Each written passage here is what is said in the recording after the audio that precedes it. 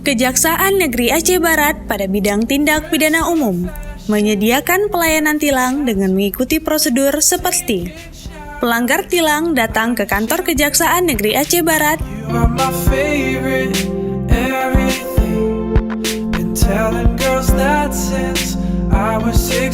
dengan mematuhi protokol kesehatan.